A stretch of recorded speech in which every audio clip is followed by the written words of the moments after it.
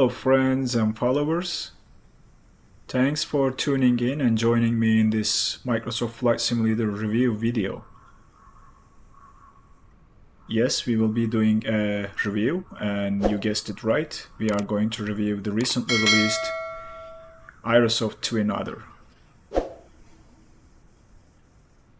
I wasn't initially planning to pull the trigger on this aircraft, but after seeing some videos, I just wanted to get it and give my personal opinion on this aircraft. What we will be doing is we will just take a look at the exterior model, the textures, and then do the same thing in the interior, and then we will go through the startup procedure of this aircraft. This aircraft comes with a 160-page pilot's operating manual, and I read parts of it, but not the whole thing, so the startup procedure might not be close to the real world Twin Otter.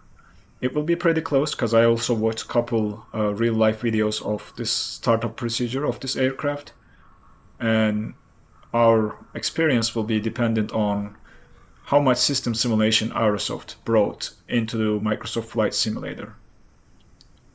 One thing to note, and you guys need to know this, is this aircraft's sale price is same as the P3D and FSX variant, which has more system simulations. It's called the Twin Otter Extended, I believe. And as far as I have seen in the videos, because I don't own that aircraft or the simulators, it seems to have more system simulation. It seems to function a little bit close to the real thing, and I don't know if Aerosoft has intentions to make this Microsoft Flight Simulator variant close to that P3D or FSX extended variant and bring in more system simulation with the updates in the near future. It has been mentioned by a lot of content creators that the sounds of this aircraft is not good, and it's not a quality work that goes with Aerosoft products, and Aerosoft, I believe, is aware and they are working on a patch to fix the sound issues. But there are more than the sound, which I will discuss, the ones that I found and haven't seen in any other content creator videos. Anyway, I think enough talking. Let's jump around and take a look at the exterior model, and then we will jump into the cockpit and take a look at the interior. I will be using the drone camera and controlling it with my keyboard, therefore expect some weird movements of the camera because it's hard to control when you are using a keyboard, but I'll try to do my best. All in all, I think the exterior model of this aircraft is nicely done. I have no complaints whatsoever about this aircraft's 3D model. When you get closer, you'll start to see the details of the textures. Oops, as I said, weird movements. The body pins are visible. The textures can be easily read. Pitot tubes. There are some glitches. This is the cargo variant, but I think you don't get this close in a flight. Aside from that, I think everything else looks very nicely done. Look at those body pins. The door handle, the screws, the door hinges, and the cockpit window or windshield, the wipers, everything is looking very nice.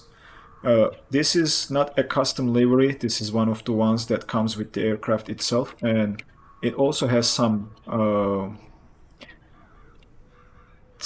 dirt around the exhaust of the engines and where it hits the wings, and this is also carried over all the way to the elevator, and you'll see those weathering effects, which feels like this aircraft has seen some flights, and this is not brand new, came out of the factory.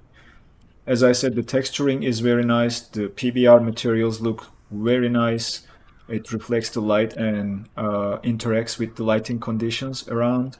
Under the wings are also nicely done. The flaps, the hinges, the levers, all the controls, the landing gear, all the textures around the aircraft are of high resolution and can be easily seen when you walk around this aircraft. Even the ones down below here, the tire pressure sticker, it's fantastic. No doubt about it. I can't complain about the 3D model. The antennas at the back on the elevator, the tires, the doors, all looking great and nicely done and of high quality. It's nice to have this detailed 3D texture, no doubt about it. And as I said, the weathering effects, everything else is nicely textured into this aircraft. Even the blades does have some worn paint and all that, so all looking nice, and everything I saw around this aircraft is high resolution and can be read easily. So no complaints about the exterior model or the 3D model of this aircraft. It is nicely done and it looks fantastic for sure. Let's jump into the cockpit. Interior textures are of the same quality, high resolution, easily readable, sharp and crisp. Even the stickers, the button text, all the text in the cockpit can be read very easily from a distance. Same goes for the instrument panel. All the flight instruments are nicely modeled and easily readable, as well as the engine instruments, as you see in the middle of the cockpit. The annunciation panel and the lights, the caution lights. This aircraft comes with the standard Asobo Microsoft Flight Simulator GNS 530-430 stack, so this is the default unit.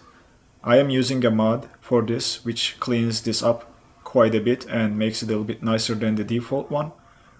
And there are no options to replace this with a different avionics suite like the GTN 750, which is a freeware / a payware with more advanced functions, like you see in some other aircraft, that you can replace this in the settings of this aircraft, like the Coronado Piper Seneca that I have, which you can just switch to a different avionics unit. This one doesn't come with that option.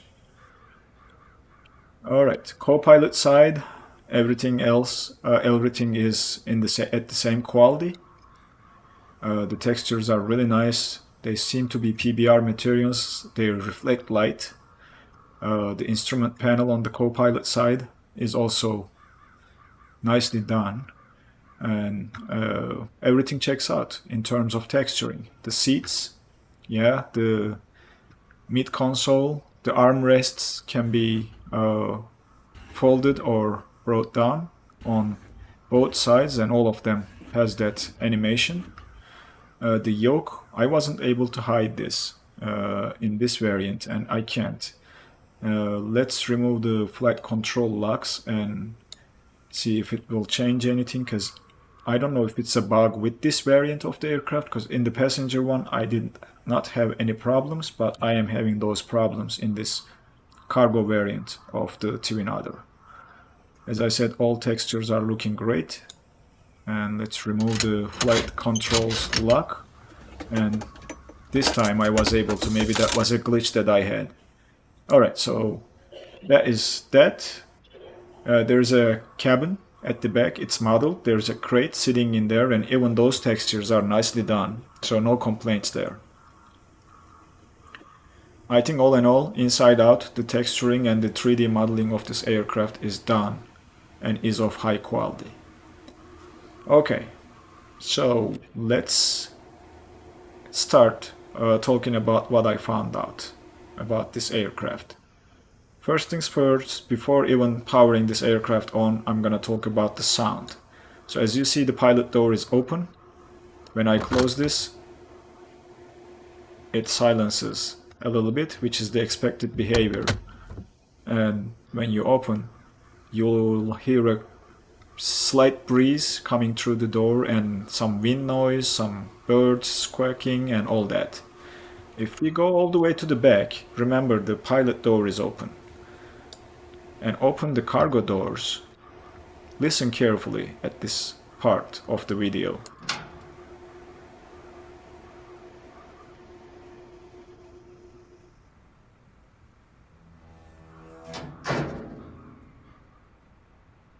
Even the front door is open, it is going back to silence.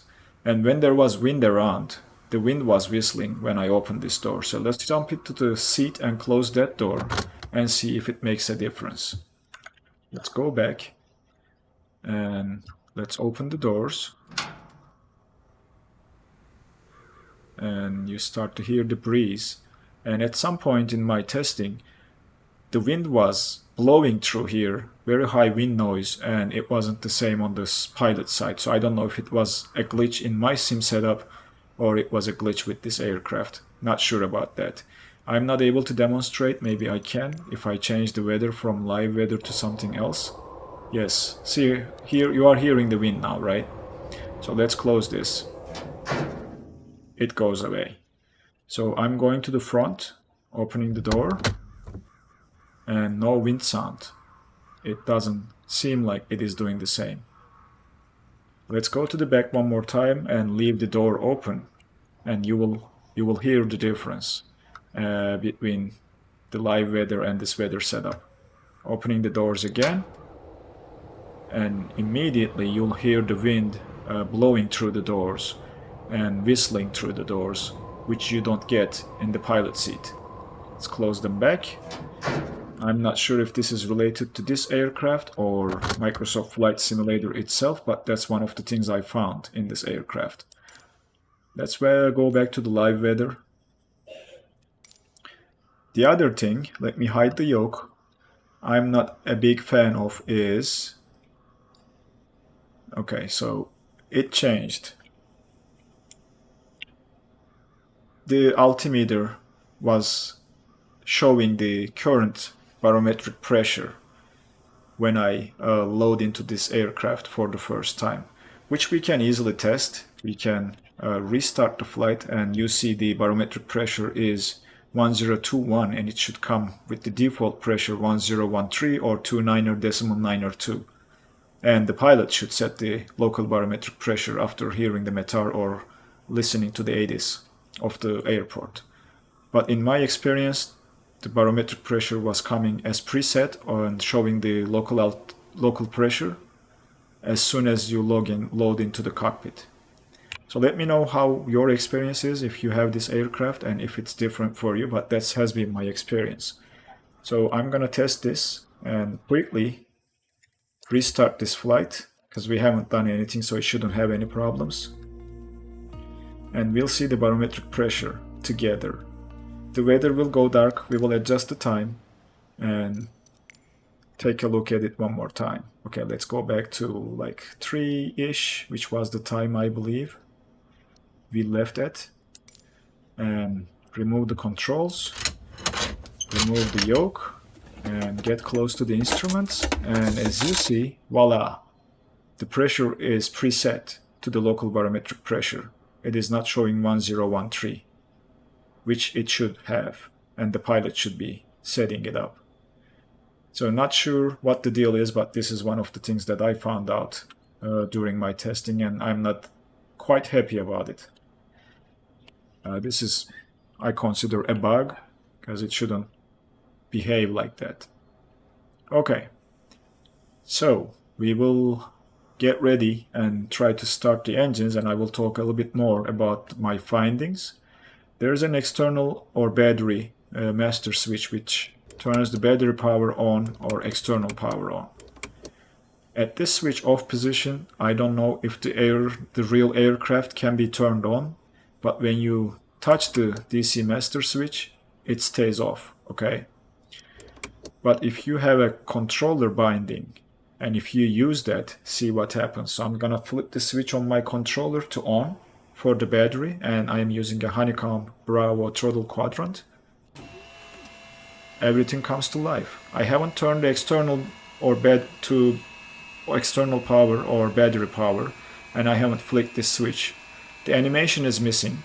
I think a couple others told this too, but if I turn it off, the switch remains there. and the aircraft powers down. So I'm not sure if this is a controller binding issue, but it's not behaving like it should in real life.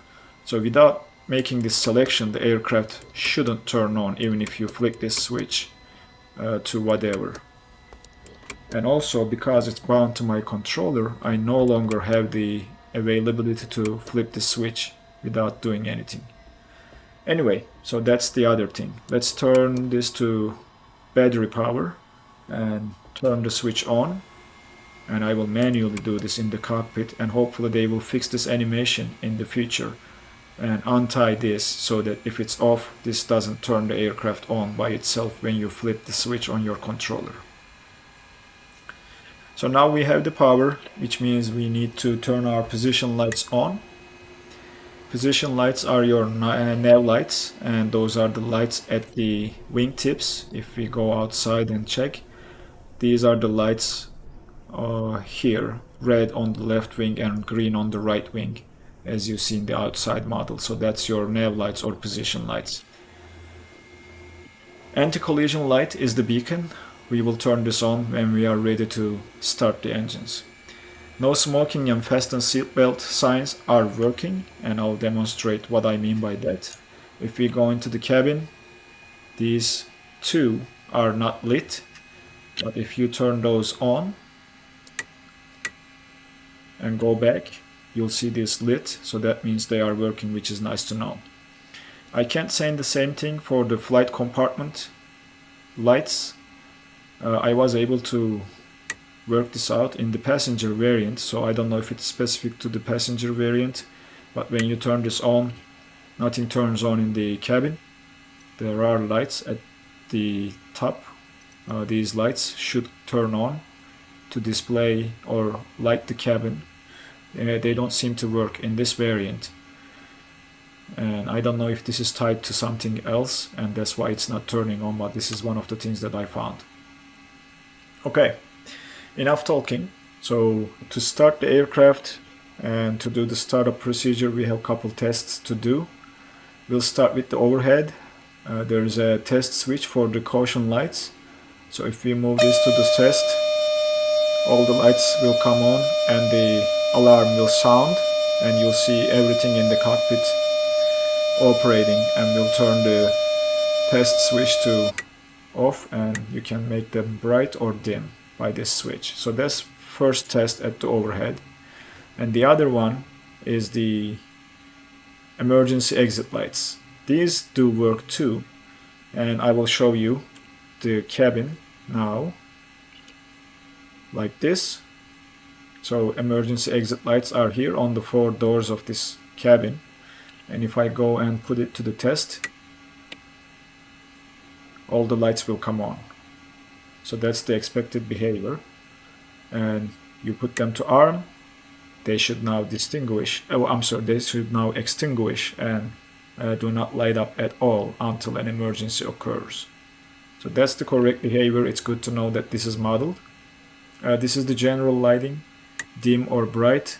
This in fact turns the cabin lights on. So I'm not sure what's the deal with the other switch, which is here, flight compartment.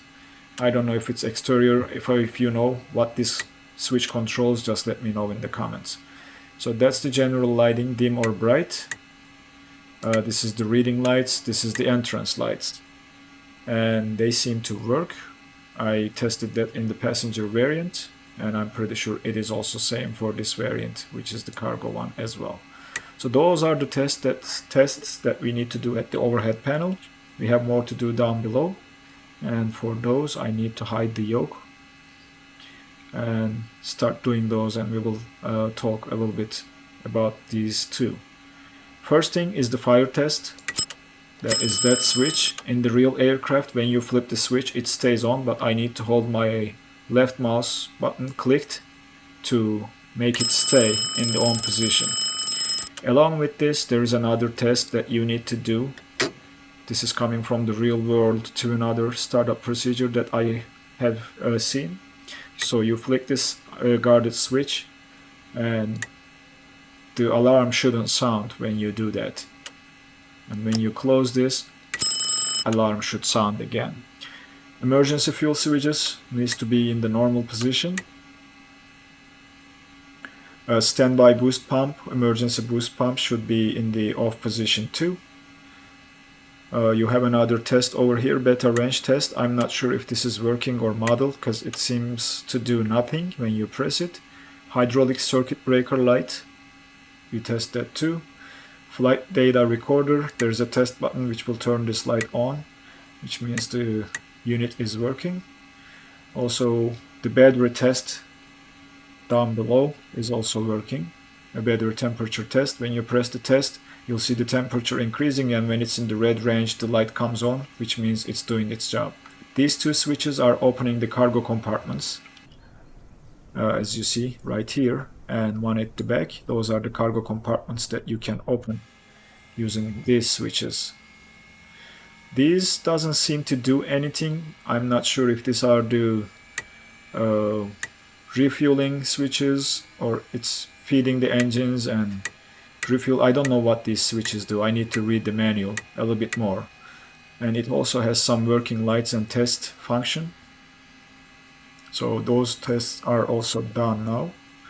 And we'll go down and continue with the fuel quantity test. So this will reset the gauges. They will go to 0. And when you release the test switch, it should go back to the full fuel amount. This is a little bit faster in the real aircraft. The animation seems to be slow in the simulator version. There is also a battery voltage display here. It's displaying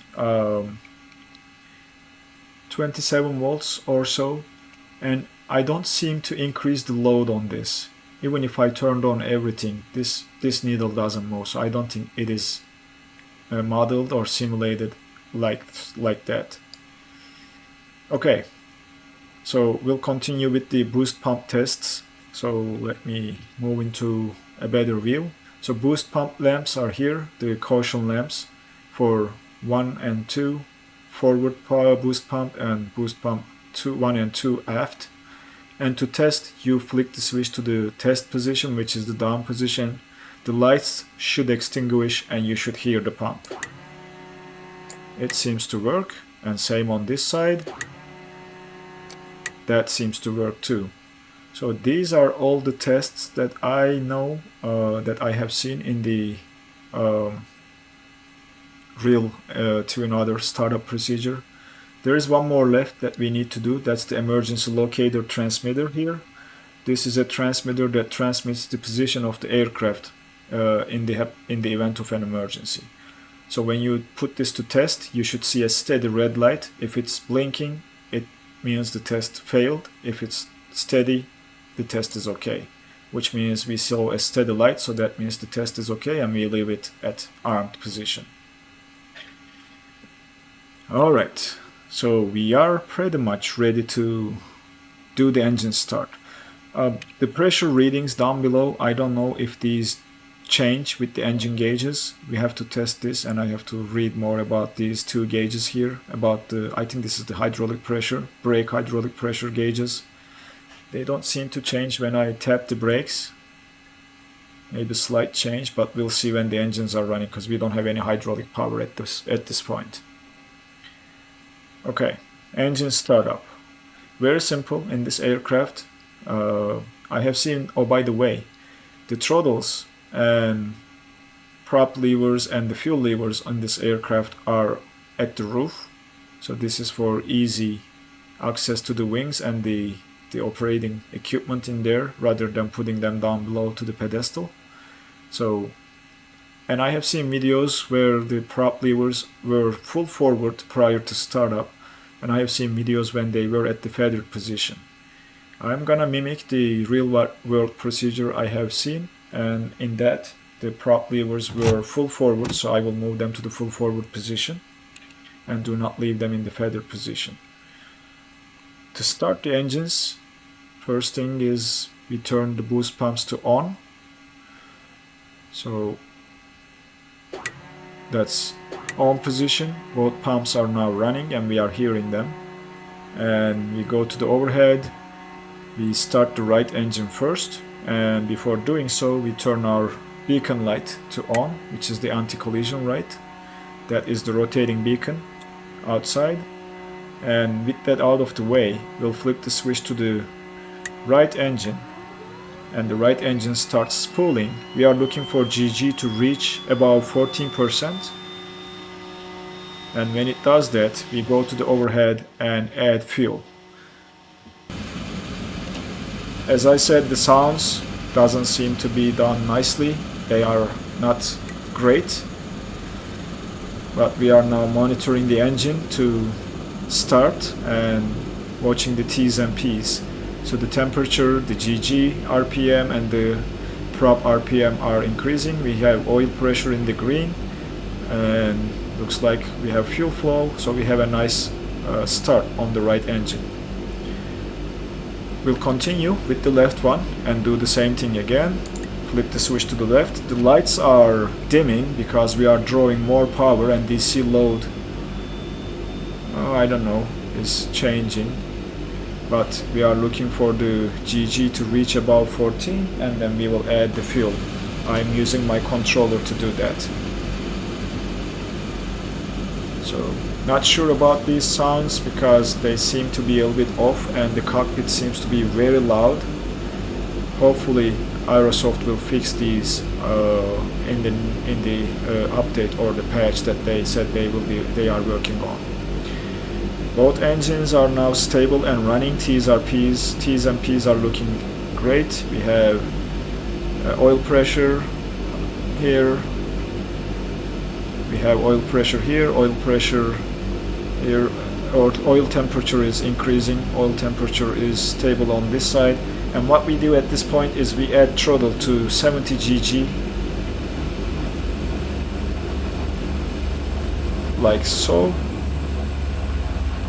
to help engine speed up the startup process and warm up.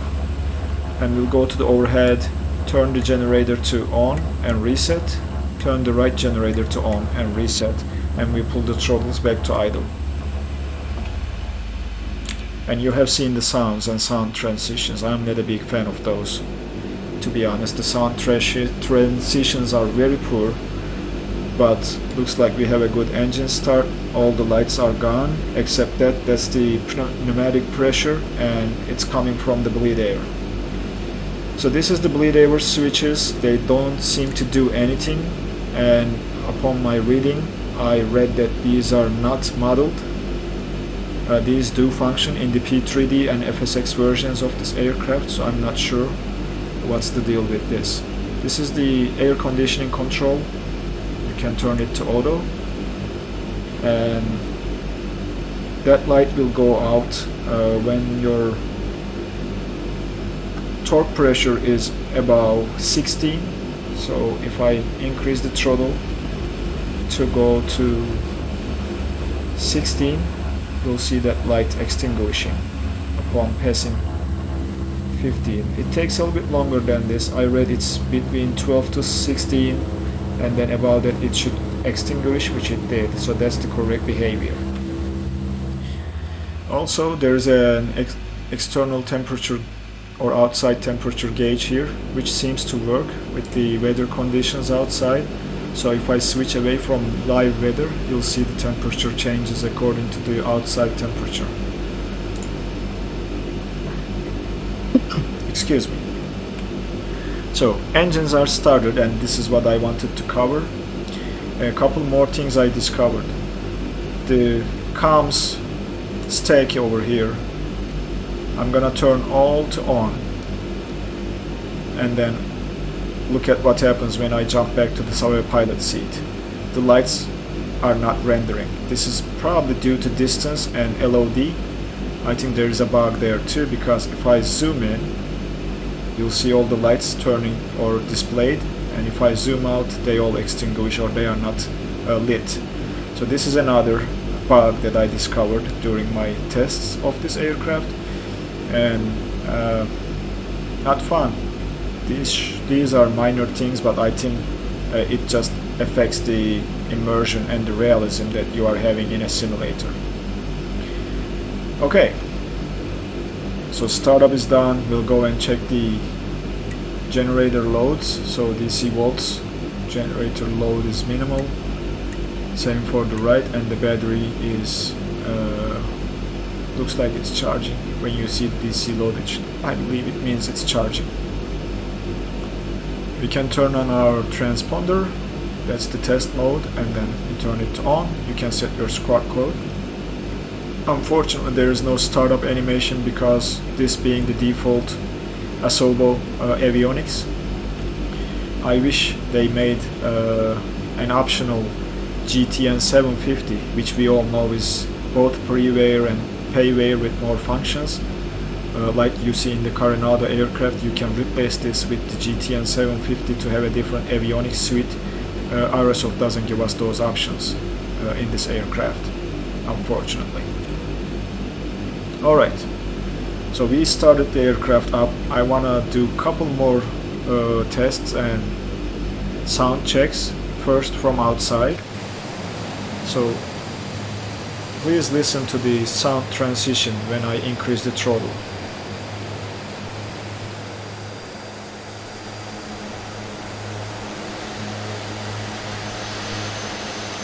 And looks like we are moving.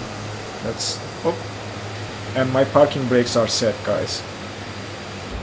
I don't know if this aircraft can move with parking brakes set in real life. I'm gonna hold the brakes too, okay, and then go outside and increase the throttle one more time to see if it will start moving. So yeah, it is moving. So I don't know if it's the true behavior. My brakes cannot hold the aircraft in place. So that's the outside. If I put the reversers on, so you will hear the reverser sound. So now the reversers are engaged,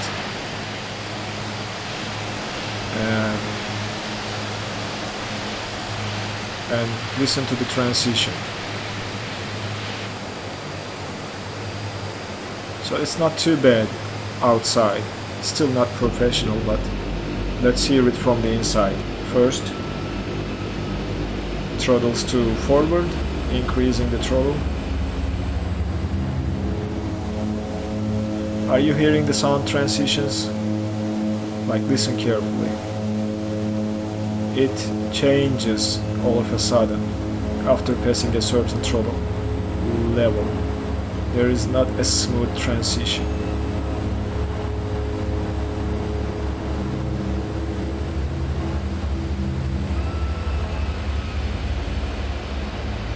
Now we'll do the same thing with the reversers. So listen the transition to reverse. There's a slight pause and then reversers engage, going back to normal, and then pause, and then the other sound comes in. So these are the things that I am having problems with when it comes to this aircraft. I don't know if the testers caught this, and despite their comments, Aerosoft decided to release the aircraft. And yeah, this is the startup procedure and my personal review of this aircraft. Let me know what you guys think in the comments, and if you want to see a full flight tutorial with this aircraft, because there are some other things that doesn't seem to work, such as the auto feather.